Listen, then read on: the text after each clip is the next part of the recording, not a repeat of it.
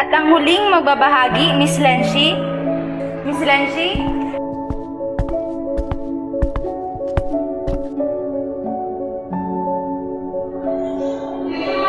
Sa gitna ng mundo na hati-hati, may isang guro na nagmulat sa akin.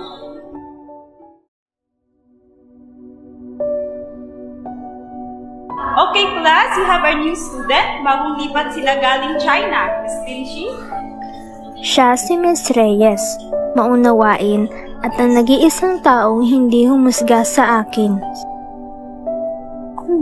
Chinese.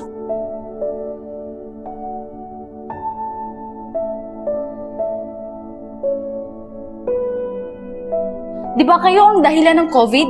Nang dahil sa'yo, namatayan ako ng ama.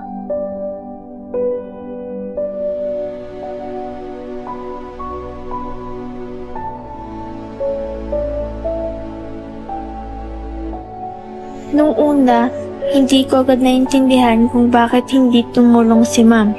Ngunit kalauna, napagtanto ko na may paraan siya na pagtuturo na higit pa sa mga salitang kayang ipahayag.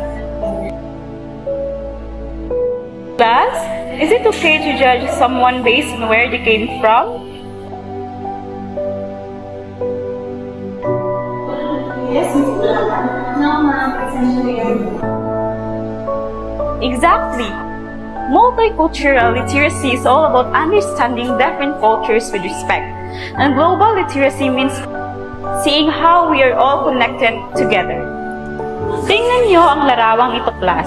Ang Chinese scientists and Filipino frontliners ay nagtutulungan upang maagapan ang gamot sa pandemya. Sinabi niya sa amin na ang pandemya ay hindi kasalanan ng isang bansa lamang, na ang mga tao mula sa iba't ibang sulok ng mundo ay nagkaisa upang makahanap ng lunas, na ang kabutihan at pagtutulungan ay siyang tulay upang magkaisa ang lahat. The world has different cultures, but many of our struggles are the same. Instead of blaming each other, we should understand and help each other. Dahil sa kanyang taglay na kaalaman, ako'y nabigyan ng lugar. Hindi lang ako isang estudyanteng China lamang, dahil ngayon ay kabilang na ako sa kanilang pagkakaibigan. Miss Linshi? Miss Linshi? Miss Linshi? Hindi lahi, kulay, o bansang pinagmulan, kundi kabutihan ang dapat pag-aralan. Tinuruan niya kami makinig at umunawa, ng bawat kultura ay may ganda at halaga.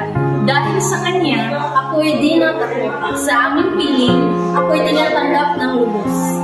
I'm sorry if I judge you based on where you came from. Ayos lang yun. Tara kay ma'am? Tara. Si Miss Reyes ay higit pa sa isang guro.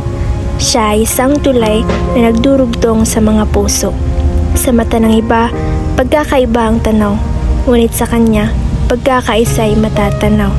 Dahil sa kanya, aming natutunan na ang kabutihan at pangunaway sandigan. Ang pader na pagitan ay kayang gibain kung respeto at pag-ibig ang siyang pairalin.